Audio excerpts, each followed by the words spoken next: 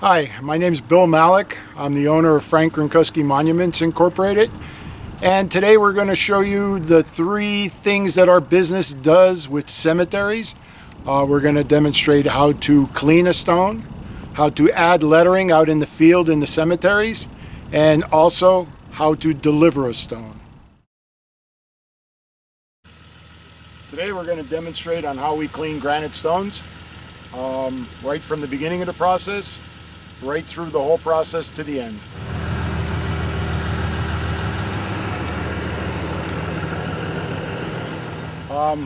Process, we're going to power wash the stone, get a lot of the grime off first. Then we're going to give it an acid bath, let the acid work for a few minutes, and then power wash it a second time, and the stone will come out looking brand new.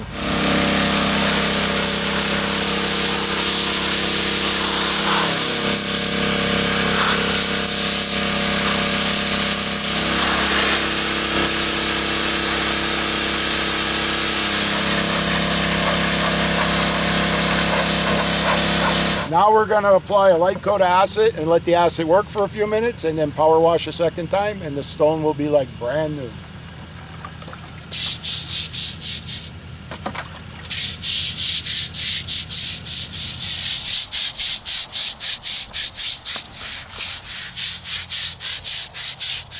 You let the acid sit on there for 5 minutes. Now we're going to power wash it a second time and get all the grime off.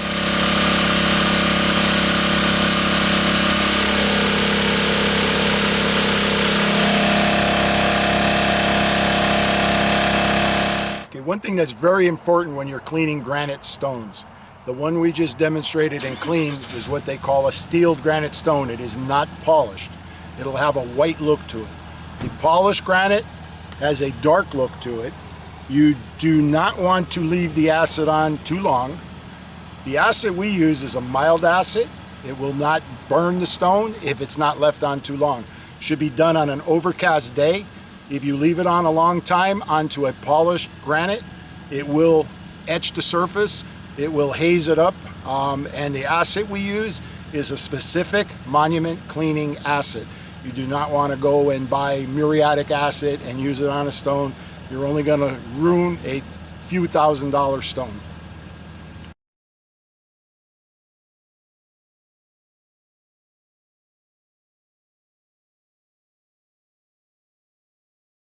Today we're going to add lettering to an existing monument in the cemetery.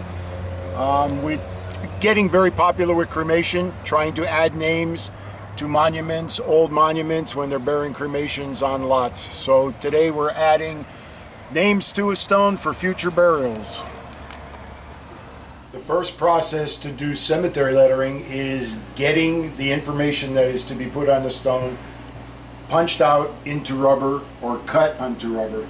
We load the information into the computer, basically hit print, and the information is transferred from the computer over to the stencil, cut out by a machine. We take it to the cemetery and glue it onto the stone and sandblast it onto the stone.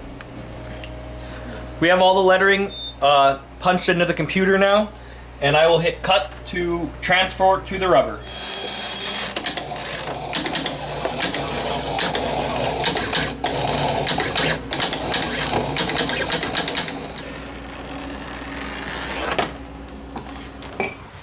After the computer cuts out the stencil, we need to pick all the individual letters out so that we could sandblast them onto the stone.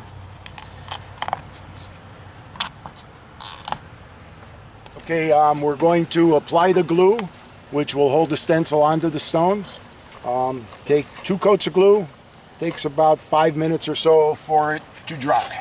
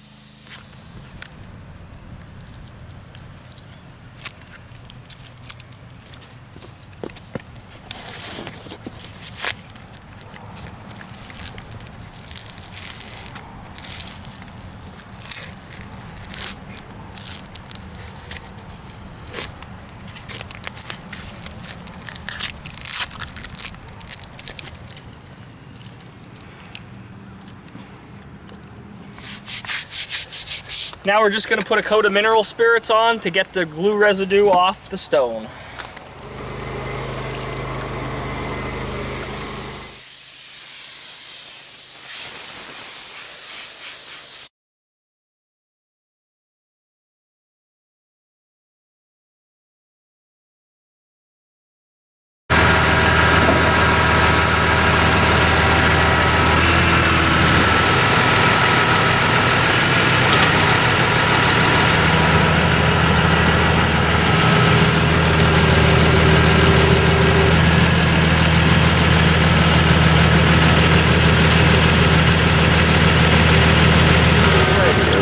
Pieces of lead. Yep. And that's what they'll squeeze down from the pressure of the monument, make it level. Yep. That's what they do in cathedrals, right?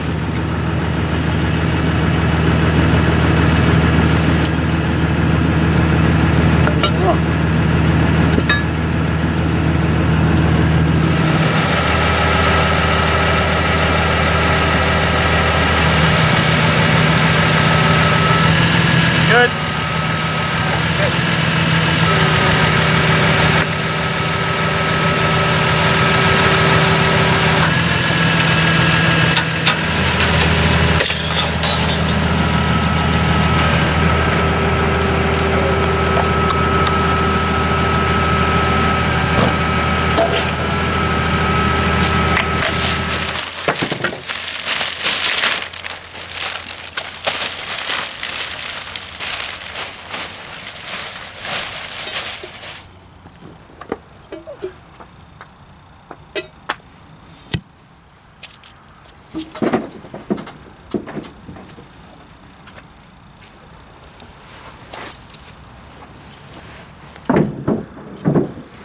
We like to use a plastic shim between the die, which is the top part, and the base.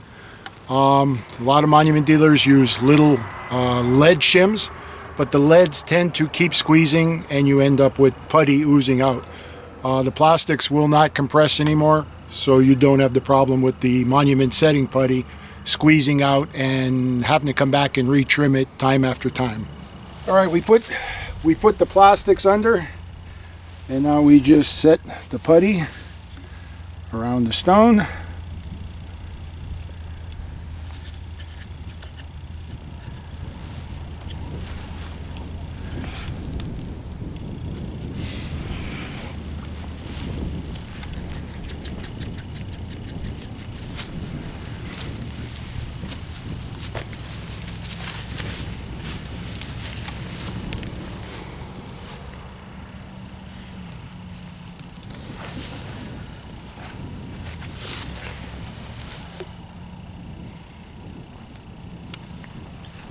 Now, is that like a glue too, or no? This actually adds no structural support whatsoever. What it does, when it squeezes out and it sits on top of those leads, or plastics in this case, with the stone heating, cooling, it almost forms a vacuum in there, similar to a canning process, if you will, where the stone just gets sucked down onto the base. And they're pretty hard to get apart at times. Sometimes we can't get them apart. We have to drive a chisel underneath it or whatever to break the seal. But it is not really a glue. It's just like similar to like a window glazing, to be honest with you.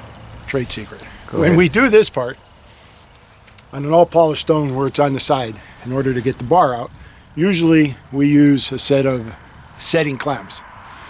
I learned from an old timer a little secret that makes it a little bit quicker. And we'll kind of show you how that goes. All right, now I probably wouldn't be able to get this bar out without chipping the stone right here. So instead of putting setting clamps on, do like so. Saves a lot of time.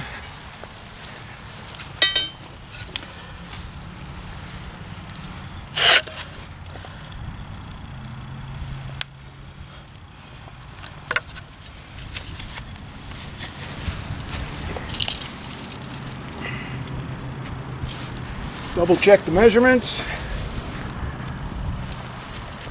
This side moved a little.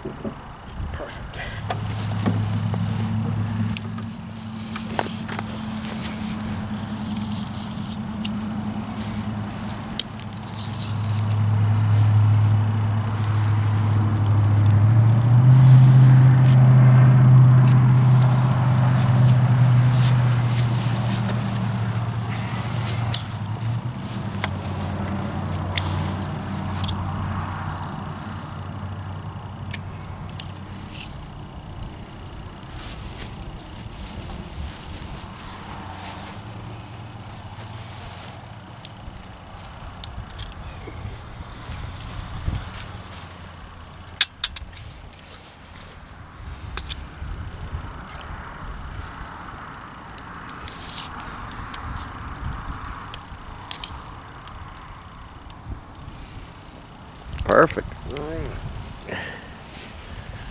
Almost like we did it a time or two before.